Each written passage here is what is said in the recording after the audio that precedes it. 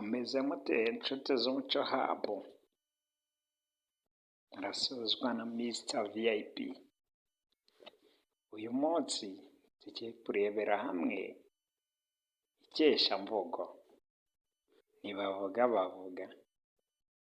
Dore ko iki gihe turimo abantu benshi basigaye bivugira amagambo uko bishakiye bakayacurika, ariko ntabwo biba bikwiye. Tuba tugomba kuvuga ikinyarwanda cy'umwimerere tutakivangiye, kuko turi abanyarwanda. Ururimi rwacu tukarusigasira. Niba uri mushya ndakwibutsa kuba wakora subscribe kugira ngo dukomeze tubane muri iki kiganiro, ugatanga like, ugasangiza abandi iki kiganiro ariyo share, ndetse ugashyiraho na comment y'icyo wifuza ko twazagushakira, cyangwa nimba wanyuzwe ukaba wabitwereka muri comment, kuko kutwereka ko turi kumwe namwe ni umusanzu ukomeye. Niyo mpamvu tuba turi aha. N'abatindiye rero, reka dutangire turebere hamwe ntibavuga bavuga 5 kugira ngo dusigasire ururimi rwacu rw'ikinyarwanda. Nawe niwumva aya magambo ntuzongere kuyacurika cyangwa ngo uyavuge uko atari, ahubwo ujye uyavuga uko ari. Ntibavuga abashatse abagore bava inda imwe, bavuga abasanzire,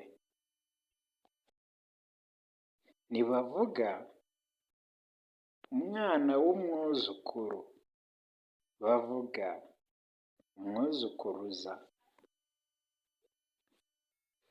ntibavuga kurangiza gusya. Waba uzi ko bavuga? Bitwandikire muri comment. Ntibavuga kumena amata ubishatse, bavuga kuyabyarira. Ntibavuga amata avanze n'amazi, bavuga umwerera. Ntibavuga indirimbo nyinshi, bavuga ngo iki? Byandika muri comment nimba waba ubizi. Ntibavuga gusaza k'urusyo, bavuga gukura. Ntibavuga ahariho amazi abira, bavuga ari mu mazi abira.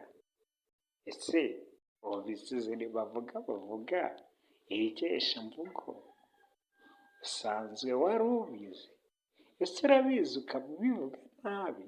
Nicyo gihe ngo dutangire tubisigasire tubivuge neza. Nongera kukwibutsa ko nimba wifuza kuguma kubana natwe, nimba uri mushya, ko wakanda subscribe ukatwereka ko turi kumwe, bagatanga like, share ndetse na comment y'igitekerezo cyawe, kugira ngo tugere kure kandi udushyiriremo n'ibyo ntibavuga bavuga tutabashije gusubiza, nimba wowe uzizi. Ndabashimiye ko muba mwampaye umwanya wo kubana namwe.